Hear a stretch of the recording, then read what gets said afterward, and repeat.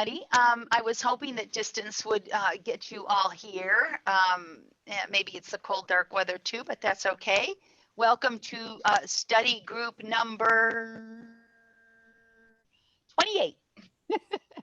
And it's distance work. Just so you know, I am recording this for future learning opportunities, and I'd like to show the paper just in case you can't hear me.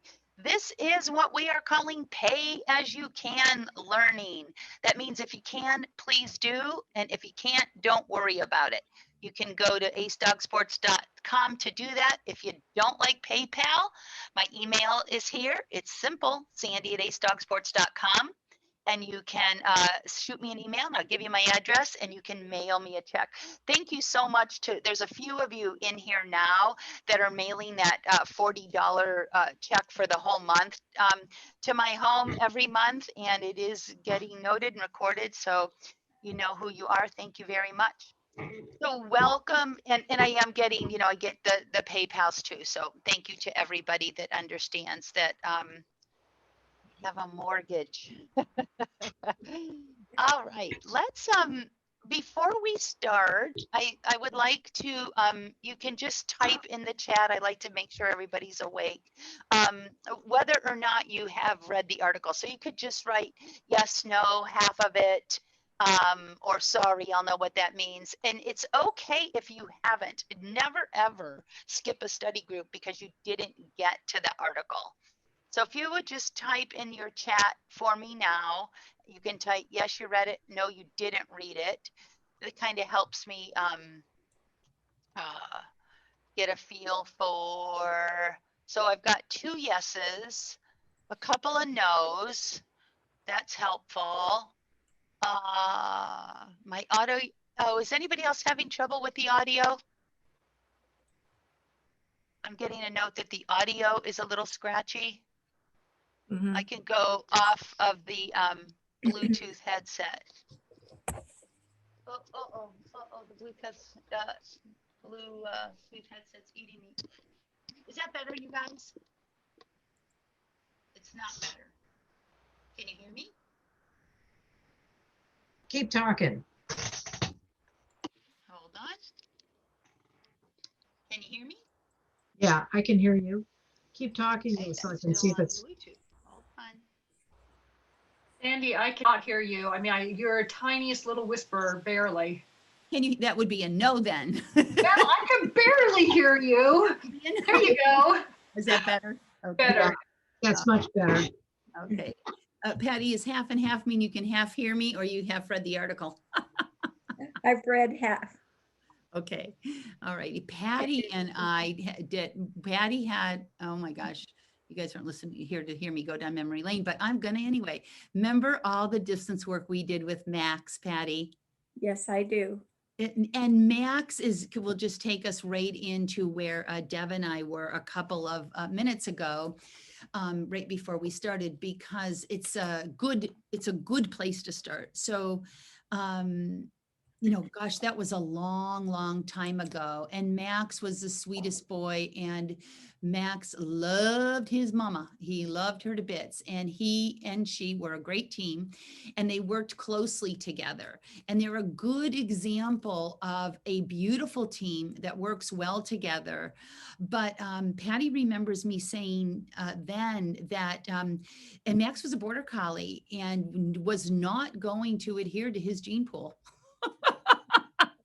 No. And we had a lot of work getting Max to work away. It just was not his idea of the best time on planet Earth. So Max is a good example of a dog. We get certain breeds to rely on certain characteristics. And I haven't met a lot of border collies that didn't take to distance training like a duck to water. But that's one lesson, is don't totally rely on the breed that you have. Test those instinctual waters early on. And then the other thing is what Deb and I were talking about is don't make distance something special. It should be a part of everyday life, and it can be easily a part of everyday life. by sending your dog wherever he's been taught to go to. You can add distance to any destination. So most people have taught their dogs to get in the crate. So what does that mean? From where? Will he just get in it, play with it? Will he get into it from 2 feet, 4 feet, 6 feet, 8 feet, 10 feet? How much convincing does it take? Does he know when you send him to his crate not to look back at you? And we'll talk about criteria of the send cues as we go into the article, but sending your dog to the car, sending your dog to his bed, sending your dog to the pool, letting your dog get the experience of being sent to something, even if it was his idea. My dogs are, that we would use the term loosely about being sent to the swimming pool. But anytime the dog is going to a destination, you can look at it as a send. And then be aware of the distance. So we're going to talk a little bit more specifically about agility. Now that I know that most of you read the article, do you have questions? You can just ask them. You can raise your hand in the participants if you want. I know the questions that I would have after reading the article. Okay, I'll ask you then. How young of a puppy can learn distance? That was a badly phrased question, but what's the youngest you've ever introduced distance?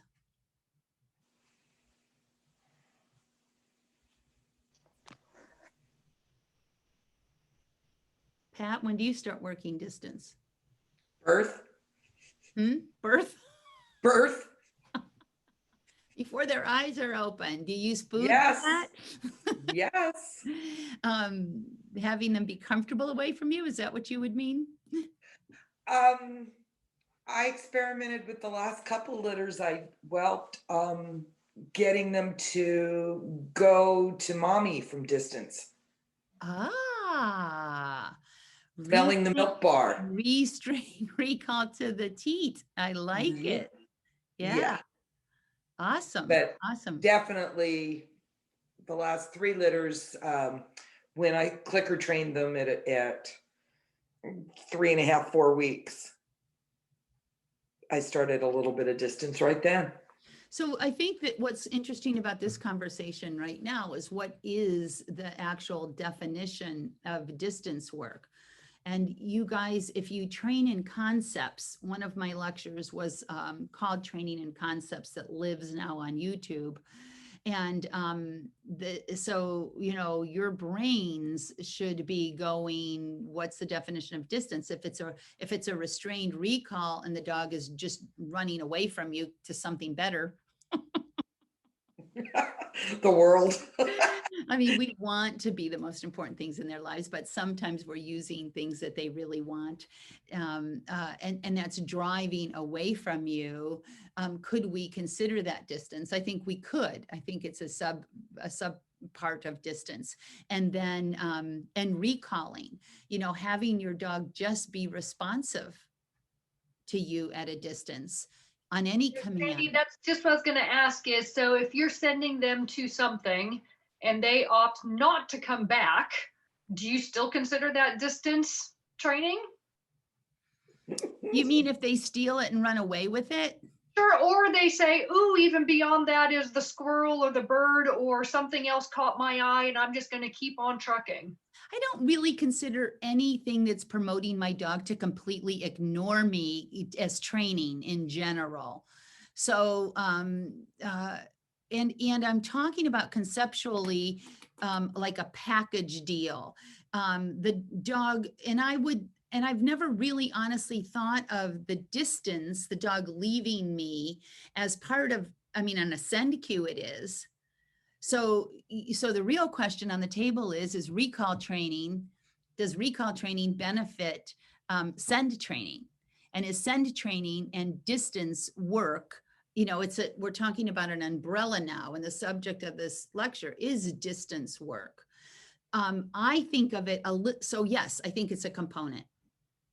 I think it's more relevant when the dog is responding to me when he's already at a distance. So it's both. It's a both. But Gwen, I think I would, if I was checking a box on a test and you said, if I'm sending my dog to a log and he goes past the log and chases a squirrel, did I do my distance training? If you said to me on your lesson, I did distance work, my dog chased a squirrel, I'd be going, checking the no box on that. So is that what you meant?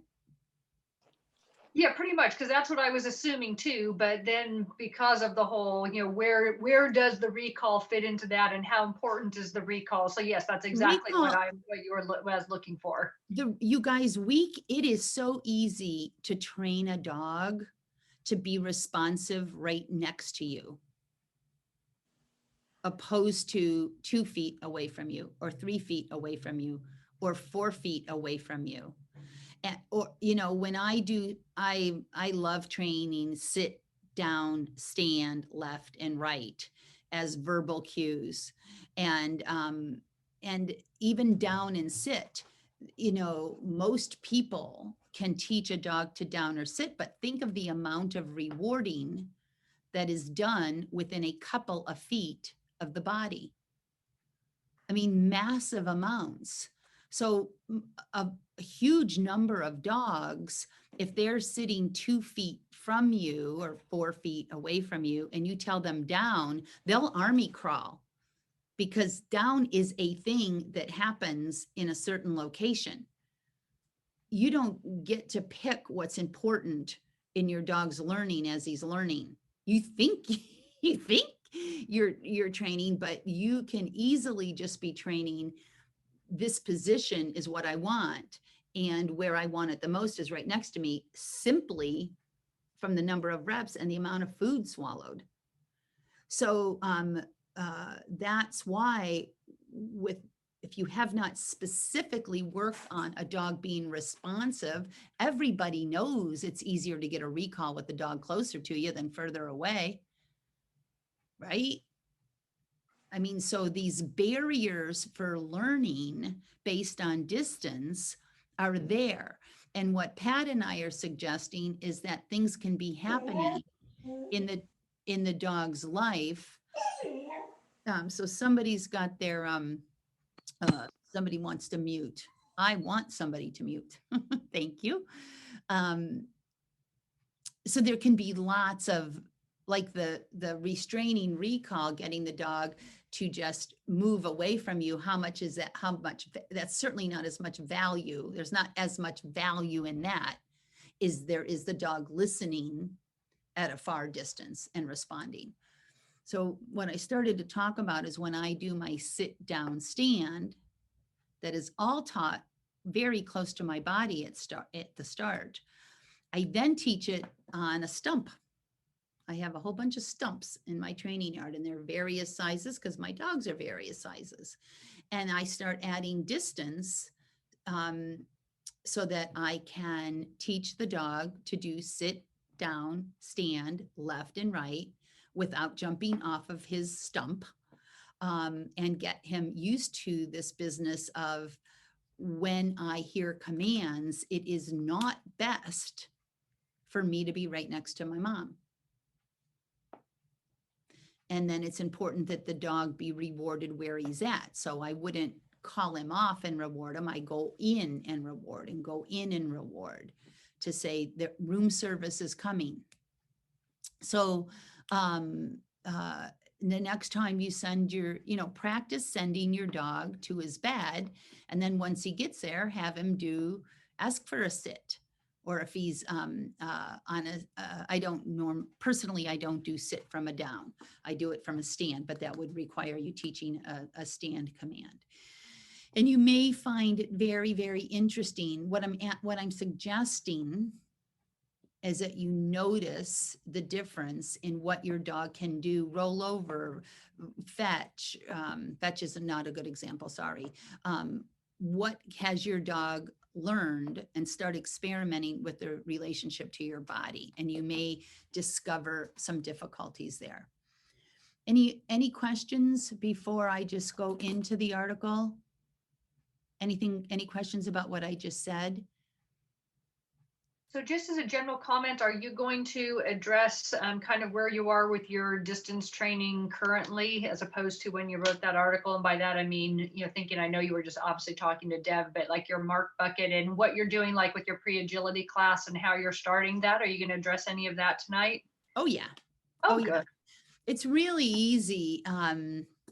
If you think of the mark as, it's one way, it's a really fun place to start as planted reinforcement.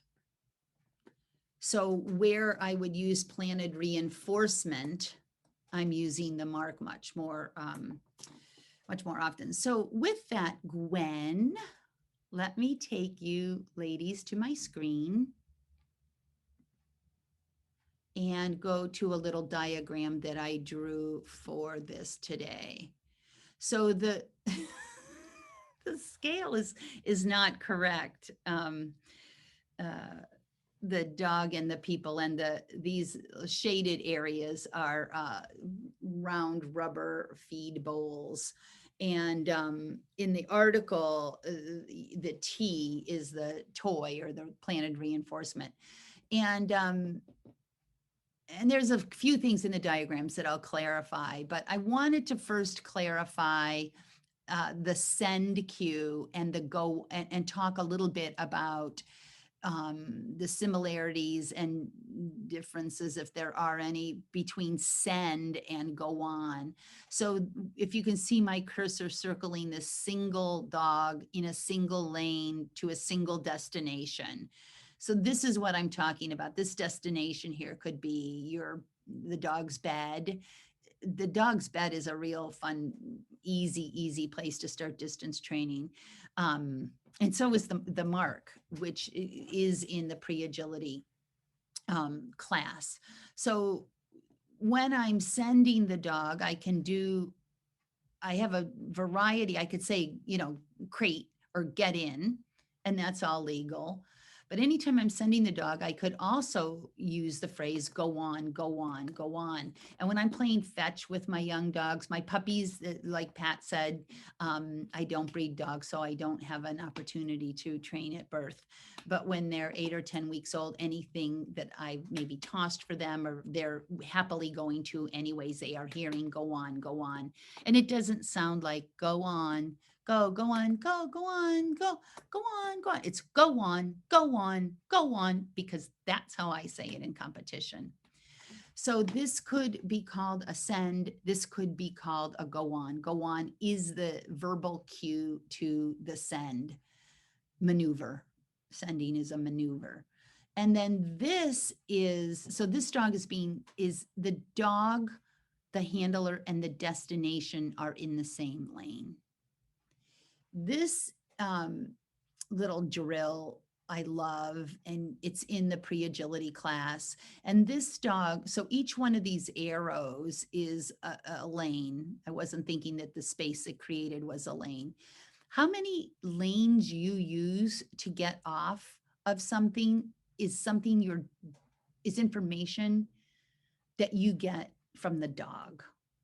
So if you said, oh, Sandy uses six reps or 6 lanes to go, this is not quite 20 feet, 15 feet. I would say, well, that just depends on the dog. That's this dog and this handler.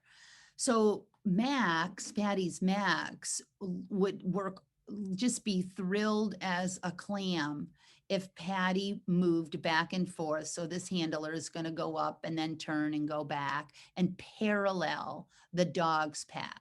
So the dog would go and the dog would turn around, waiting on the mark. You could also do this going around stanchions, but it's easier, much easier in the beginning if it's a stationary place for the dog to hang out and collect himself. So the handler has the arm up and is just going back and forth. And then, you guys, I don't train in a way where I saturate the dog into boredom. and then saturate the dog with the drill until they're bored, and then say, okay, I think the dog is ready for the next step. If I got this dog moving cleanly, this is 15 feet between these two destinations. If I got the dog moving cleanly, meaning the dog isn't questioning where to look. If you're training your dog and your dog is questioning where to look, I can think of little that wouldn't apply. Few exercises, I mean, you'd want to address that. To do that, you would have to know where you want your dog to be looking. When I'm doing this, I want my dog to be looking at the mark. Once he gets there, if he looks at me, that's fine. But once I go back to position, raise my hand, and I have to teach him that raising my hand doesn't mean go. And that stuff has gone over very thoroughly in the pre-agility class. So as I was saying, after the dog cleanly, with confidence, without questioning where to look, went back and forth a couple of times, I would add some space and I would go to this lane. If my dog questioned me, I would not. Question means look at me. I would not immediately go back to this lane. I'd give him a chance. I'd say, pal, can you figure this out? If I go to this end and you go, and maybe he looked at me a couple of times, and then I would turn and go back. If in each rep the dog was getting cleaner, I would not move back in. When you're building distance like this, if you move in immediately, each time the dog says, you're too far, I don't like it. You're too far, I don't like it. And you say, okay, I'll come over here. The dog goes, that's where I wanted you. And then you go, okay, you're happy now. I'll go back. I already told you I don't like it when you're over there. So I like to just stay out there and paint this picture to the dog. I'm okay. You're okay. Figure it out. And I will run in and you will eat. So I'm not giving the dog 2 chances. You know why? Because when I'm learning something new, I want more than 2 chances. If it's tanking after 3 or 4 reps, if the dog is just constantly coming directly to you, I'd give him 5 reps, and then I would come in, but I wouldn't go all the way to here. I would say, can you do it with me in the middle? And if you've built enough value in your destination, whether that destination is the crate or the dog bed, whatever it is, this training should go pretty well. This is not one of those things that should be hard for the dog. So sometimes people try to teach too much too soon. Sounds like the opposite of what I just said. Once you've got the basic core idea taught, that's when you can move quickly through the steps. And that's when you know that you can, because you've got the amount of value in the destination before I'm going to add distance is a lot. My dog really, really digs being there because he's been fed there a lot. And and I've been happy when he's there. Questions about this? You see this little arrow here? This means you've got to add distance to the mark. When I move my destination, this would be 25 feet. Then I'm going to come back in. I'm not going to add that 25 feet and try to go back and forth here. I'm going to come in a little bit, test the waters, but I'm not going to go to ground zero. I like to treat my dogs like they're very, very smart, because they are. Questions about this before I go to the article? I have a question. This is Amy. Hi, Can you hear me? Amy. Yep. Hi. Are you running in sync with the dog, or are you sending the dog ahead of you in this exercise? I'm sending here. I'm running in sync with him here. Okay, thank you. And I'm glad you asked that, because one of the important things is that you move at an even rate of speed. So I'm trying to maintain the same distance and I'm trying to move at the same rate of speed. What I don't want to do is take off, slow down, take off, slow down, gas on, because I just want my dog getting comfortable paralleling my path and reaching a destination and being really cool with it.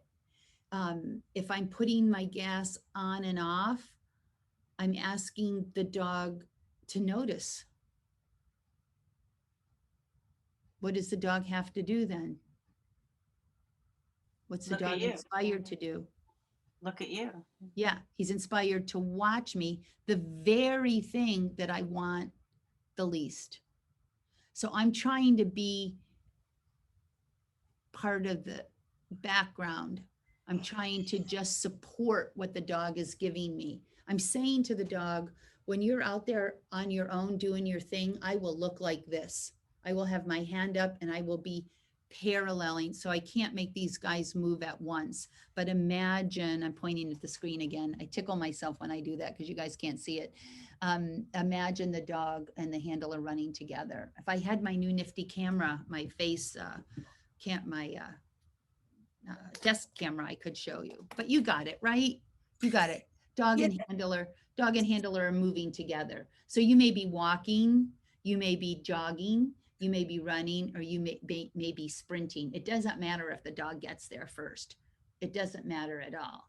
I wouldn't want to run faster than the dog. So I like to decide where I'm going to be based on body parts: nose, neck, shoulder, rib cage, or hip of my dog. And for this one, I'm pretty much at the rib cage, pretty much moving level with the dog.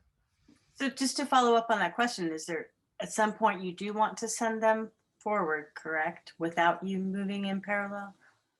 That when I'm teaching parallel, I'm teaching parallel. Down here, I'm teaching send. Okay. And it's important to know the difference, because there are many handlers that can send their dogs to great distances, but they can't parallel the path on an agility course. And they're two very different things. I'm not saying you would, when you are sending, sometimes you're moving behind the dog and the dog is just ahead of you. You're running and you're sending the dog on ahead. Keep going. Don't wait for me. And other times you're stationary and you're telling the dog, I am not coming at all. I will not be coming at all. And you're going to go without me. That is a send. And it is part of the umbrella of distance work. Paralleling the dog's path is part of distance work. And then we had a little fun when we started talking about how much the recall is part of distance work. How much going away is part of distance work. Did that answer your question?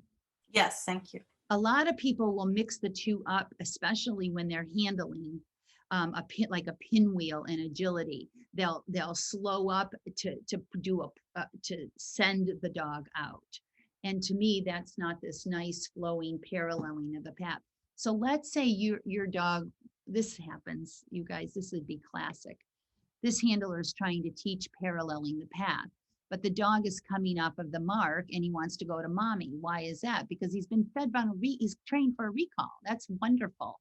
Almost all mistakes dogs make are because you've done a really good job with something else. And noticing that is part of being a good dog trainer. Oh, wonderful. And that's why when I'm doing these back and forth, I'm releasing on the word mark or out and not okay. Because if I'm over here and I release my dog, he's going to come to me. That's our system of communication. Do I have a problem with that? No. Do I like it? Yes. So I keep it.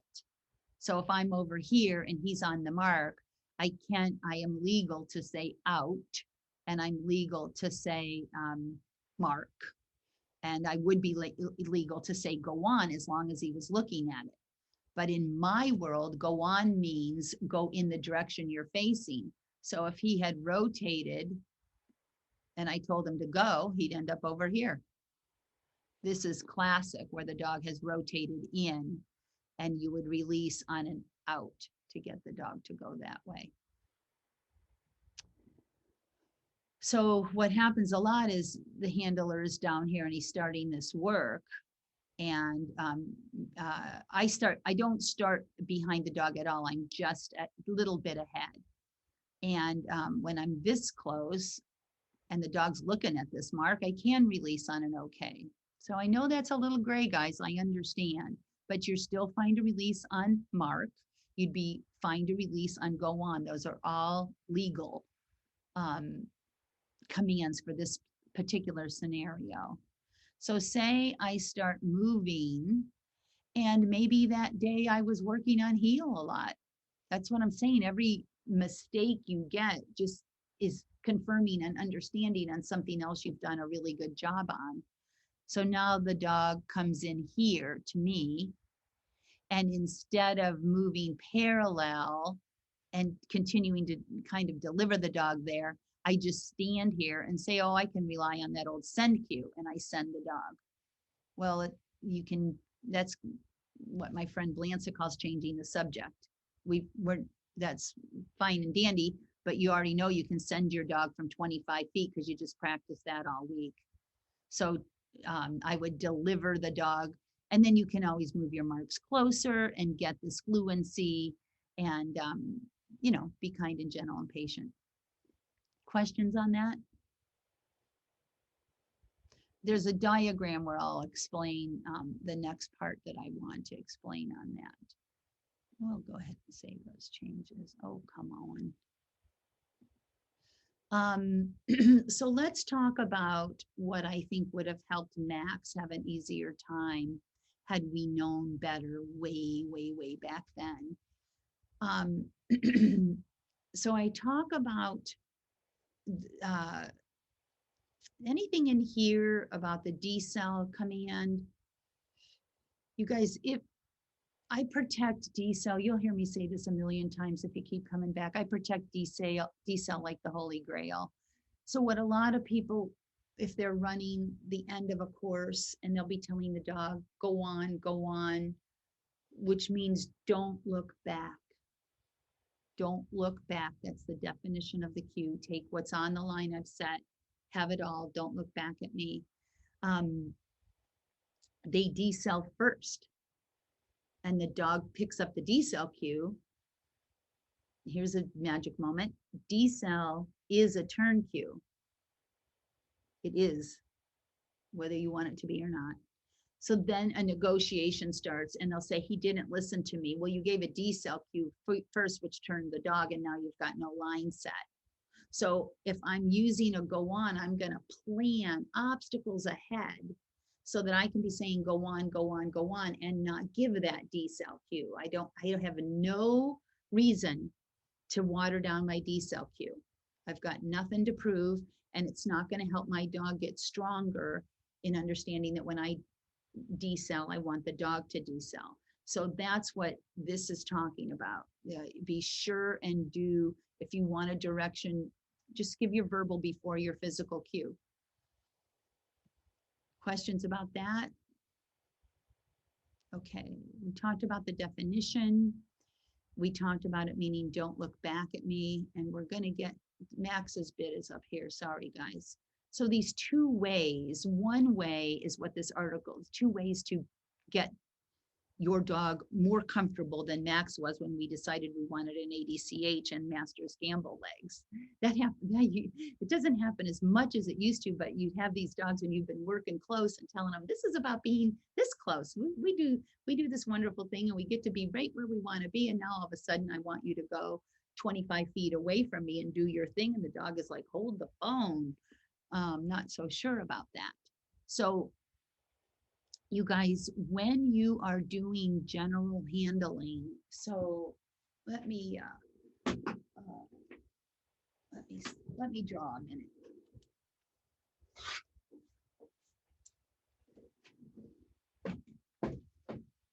So there can be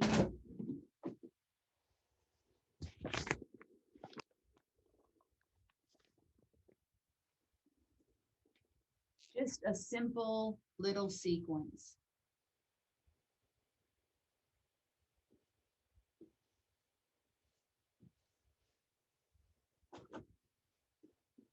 I didn't leave.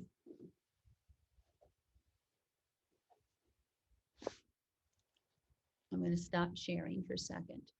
Can you see? So there's 1, 2, 3, 4 obstacles. And the dog is just going to simply do this. And you're training. And it's just so easy to just go with the dog. The more you run, the more you're not conscious about how close you're working to your dog, the more distance work is going to be a challenge for that dog. Anytime you're practicing anything, add some space. Handle from this line and let your dogs get comfortable with this space in between your lane and their lane. And that's what I'm talking about, the more natural way. This is not sending that, and that's what I started to talk about just a second ago. Excuse my reach. Like we're at the dinner table, is you'll see this all the time. I typically make my pinwheels V handling as V's with straight lines. So this is the straight line and this is a straight line. So I don't run in an arc, but they'll the handler will be trying to, maybe they want to do, you know, get to this side of this jump and they don't want to go into that jump, but they haven't taught that paralleling. So when the handler doesn't run all the way to the jump, the handler doesn't want to because they're not going to be able to do their next maneuver. The handler will have to decel on takeoff and do a bit of a send cue to get the dog over that jump. And then they cut. And it doesn't look like much is wrong, and it often works. But the problem for me and the folks that train with me is that if you decel on takeoff side of this jump, that in my world means we're going to wrap this and go back this way, or I'm going to tell you to go right and we're going to go back this way. It's a little bit better of a line. So you guys, in order to have good distance, you've got to understand what means be close. What does decel mean in your system of communication? And be clear about your cues. Questions about that? I'm getting out there a little bit on you, I think. I'm going to go back to screen share. And let's go to the diagram. This is talking the same thing about just getting those dogs comfortable at a distance. You guys, the next time you practice, I want you to notice how close physically by a number of feet you are to the obstacles. So again, this is about the brainwashing, and this is sending. And if you've got multiple trees, you can send them around one tree and keep them out around another, keeping them out around stanchions.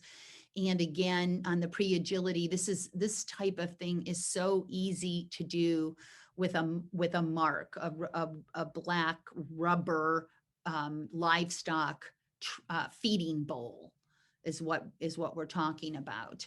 And the dogs put their front feet on it. I call that the Rin Tin Tin pose. And you'll find that your dog really digs imitating Rin Tin Tin. Again, this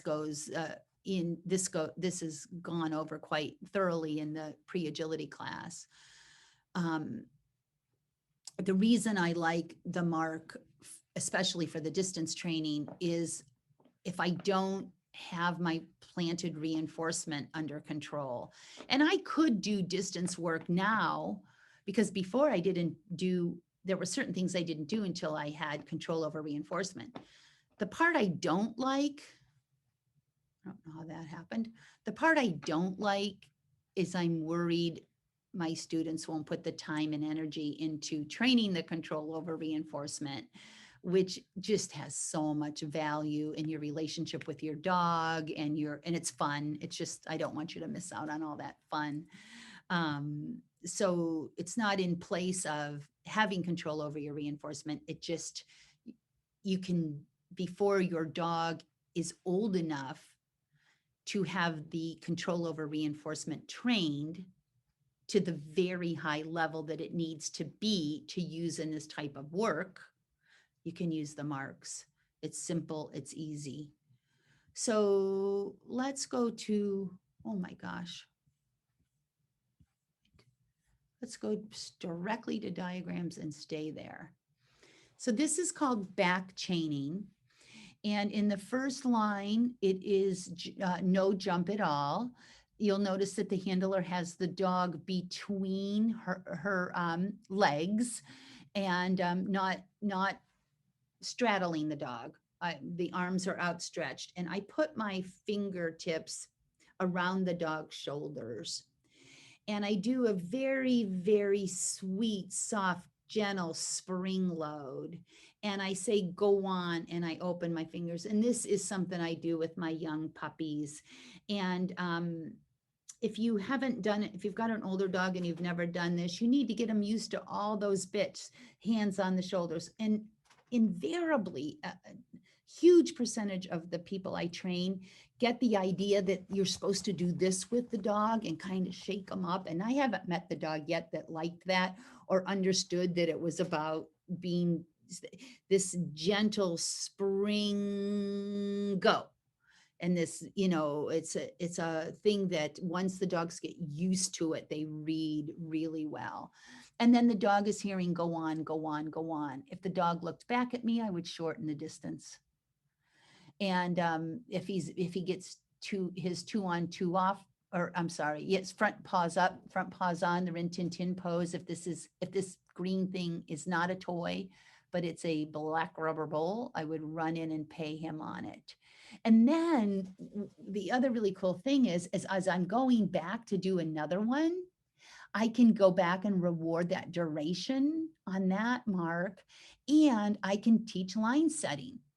So I go back to where I want to do another one. I do 2, and then I add space, and I can have my foot pointing this direction away from the mark, away from the planted reinforcement, whatever you're using, towards where I want to start.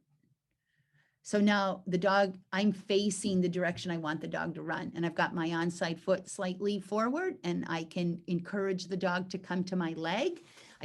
So I would release him. My word is break for some dogs and okay for some of my others. Reward for driving to my leg. Now I've just taught line setting. I can do a pull cue and send the dog back, or I can do another restrain. Or if I'm really smart, I'll do a combination of both. So now I'm not just training go on, I'm training line setting, I'm training drive to my leg for reinforcement, and I'm training a pull cue. So how much is the space? It depends on your dog. If your dog is looking back at you, shorten it up. And then you can add a jump. And this dog that looks like he's in the middle of the jump, you may need to actually put your bar on the ground and straddle that jump. If your dog is running around that jump, you can add an additional wing to this side and an additional wing to this side, or you can put your dog a little closer to the jump. You can also move your toy, your planted reinforcement, food on a plate, mark tub closer to the jump so that you're building value in the jump. If the dog is going around the jump, you've not got enough value built in the jump. Then you can add another jump. And again, the dog is hearing go on, go on. This mark or planted reinforcement looks like it's awful close to this jump. So I would have that 15 feet out or more. Bigger dogs, it would be more.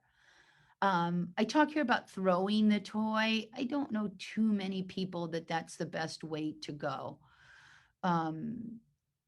Notice what your throwing causes. Does it make your dog anticipate that throw? If you are going to throw, some people are good throws. I just haven't met a lot of them. You can hold on to your dog's collar. And again, that's a whole nother kettle of fish. Your dog has to love having the hand in the collar. And I've got a little video on YouTube. If he doesn't, you got to get there first. But you can hold on to the dog's collar, hold on to the dog's shoulder, and then throw. But remember, go on means drive straight. So if that toy is tilted, it may promote the dog running around the jump or ending up going over the jump and ending what you might consider crooked, but it's all fair play. If your dog drives hard to that toy and misses the jump, do not make that dog wrong. You're way better to add the extra stanchions. You guys remember, we're saying drive to the thing. The driving to the thing is way more important than going over the jump. Yet people will make, the dog is driving to his reinforcement. So what, he missed the jump? And the handler has a cow and it's, no, no, no, no. The dog is like, oh, okay, I'll go slower. I won't go there next time, mama. So you gotta be really careful with what you're teaching your dogs. Angling the jumps has to come into play.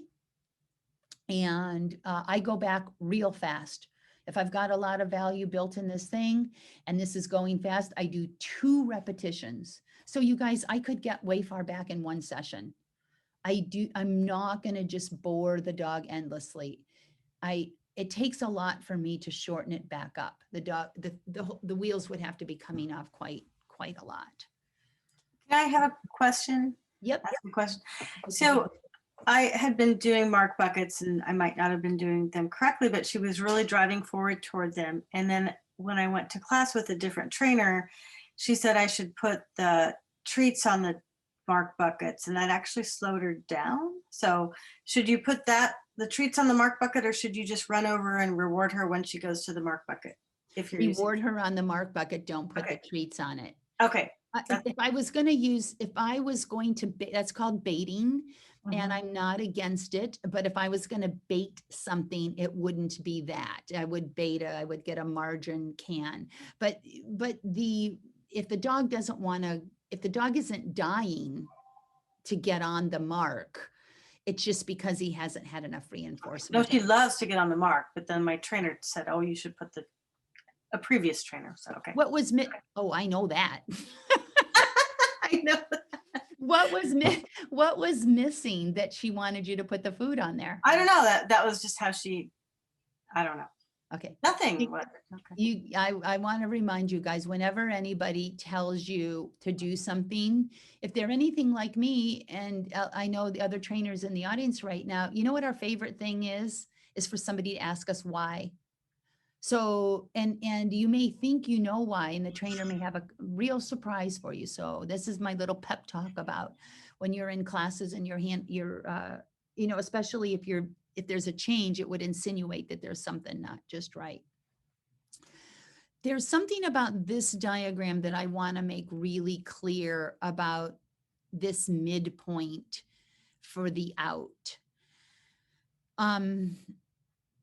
I have taught distance work to a great number of dogs. It is absolutely one of my favorite things to teach.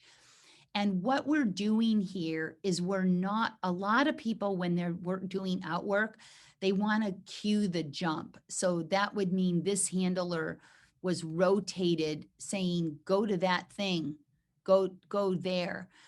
But really, guys, what you're doing is you're telling the dog when he starts moving not to come in. So by this handler facing the 50% point between the dog and the jump and holding that arm up nice and strong, tight elbow, fingers wide with this inflection of out. It's what it's really and truly doing more than, it's not saying jump. It's saying, don't come into me.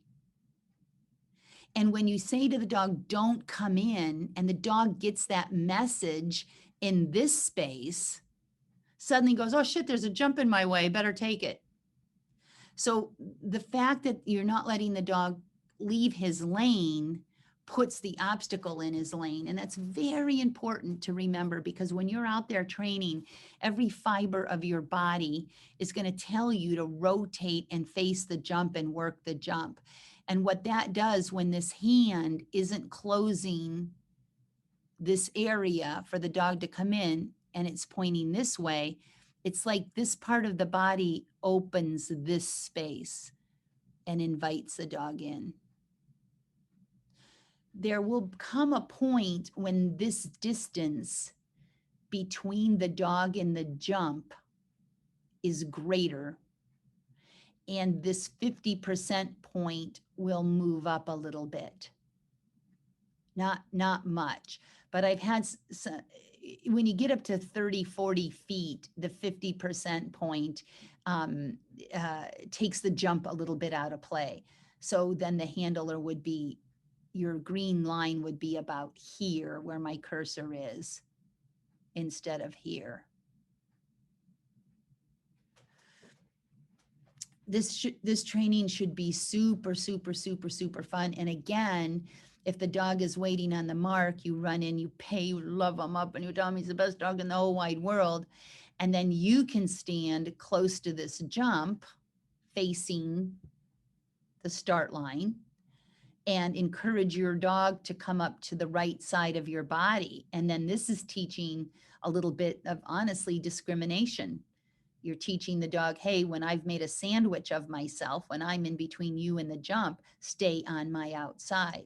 And then you can run back and reset. You can also use a mark for your dog to be on here, and you do your out. And then the next step to this that I want you to know is you would add a jump here, you guys. And that's real out training. And this is what your dog really has to understand. So if you've got a dog in this lane, well, let's say this lane, and there is a second jump here, and he has learned to listen to the out, which means don't take the jump in your lane, move out to the other lane, just like driving on the freeway when you move over a lane. So you do have to get that part of the training where you add a tempting jump and teach the dog not to take it. If your dog really struggled with that, you could get super smart and put that second jump a little further past and then slowly move it in till it was level with this jump. And for those of you that haven't read the article, everything I'm telling you, and voice inflection, we haven't talked too much about. This, is it a go on or an out? I hope we'll go here for just a second. It's getting close to the end of the hour. This is a classic. You guys, if I am not in, so Max had a logical lane that for him, for Patty. So if he was just running from the jump to the tunnel, he wasn't a Velcro dog. He didn't need Patty on his leg. He didn't have to be on her leg, sorry. She could be a little bit over. So you guys, I want you to start noticing when you're training, what is a comfortable distance? And until you know what the comfortable lane for you and your dog to be traveling in, you're not gonna know what an out is. So for me, this is an out. This is the same. This is an out for most dogs because my position is making it an out. Even though I want the dog to travel straight, my position is likely to have the dog want to come into me. So, but like I said, my dog Tuxedo, oh my gosh, would he rather do a jump or come to me? It's like there's a bear shit in the woods. Tuxedo would rather do a jump than a recall when he's in the middle of an agility course. So if you guys, the other thing you have to know is in tunnels, see where my cursor is? That dog can see that jump when he's here. He goes in here, he can see the jump. He's thinking, could I please hear a go on, please? So I would have told him go on here. He's here. Now he's just going to dismiss me, and I'm happy about that. All he has to do is do go on, go on. But Quilly Bear, who always comes out of tunnels looking for mommy, and that's another thing you need to know about your dog. What's your dog's default? Is your dog likely to come out of a tunnel looking for you, or is your dog likely to come out of a tunnel looking for an obstacle? What I want to do is train the dog to listen to what I tell him. Go on, jump, go on, jump. Or if I say their name, that's a recall. Come to me. If they haven't heard their name, then they'll be hearing something when they go into the tunnel. So this is a little dog whose mama knows that he's not going to be looking for the jump. She knows he's going to be coming out of the tunnel. So she's started to tell him out the minute he goes in, and she's in position. This handler should be rotated a tiny bit more to this exact spot where my cursor is, but she's working the dog. She's not saying go to that jump and creating this open space. She's got her hand up saying, don't come in. So she can, you guys, this is the deal. If you can convince the dog not to come to you in this space, the work is done here. If you can say out and be facing the dog, hand up, and saying, don't come into me, by the time the dog reaches here, the jump will be a no-brainer. Your work will be done. Okay, it is 7. And if anybody has a question and needs to leave, speak up right now. Sandy, I have a question about the last diagram. Okay, should I go back to it? Yes, please. Okie doke. Yes. Okay, so let's say we're dealing with Tuxedo. Yes. He's figure B, and you only need a go on for him. Are you still standing in that position facing that outline, or will you rotate in that? Okay, so you will rotate parallel his path. I would, and I would have made that determination by what lane I was in. This diagram doesn't tell us exactly how many feet it is. And, but I'll tell you, Gwen, if this jump, instead of the wing starting here, started here, was up here a little bit. If this wing wasn't even one full jump, a half of a jump space up here, it would be definitely an out. And if I was 50 feet away, it would be an out, because he would not have seen me running at that tunnel. And normally when I'm not running at a tunnel, it means we're going to turn and come back to something else. So there could be a distance and a situation, a placement of the jump even being just this much higher, that it would be an out for Tux. And this is about knowing your dog. But if I had decided that I was going to use a go on and that it would be a no-brainer go on based on the distance of my lane paralleling him, I would have my hand up and I'd be paralleling the path. That's a good call. Good call. Good question. Thank you. It was my one question from reading the article, so I'm glad we got there. Yeah. Yep. Good. Good. Anybody else? Come on.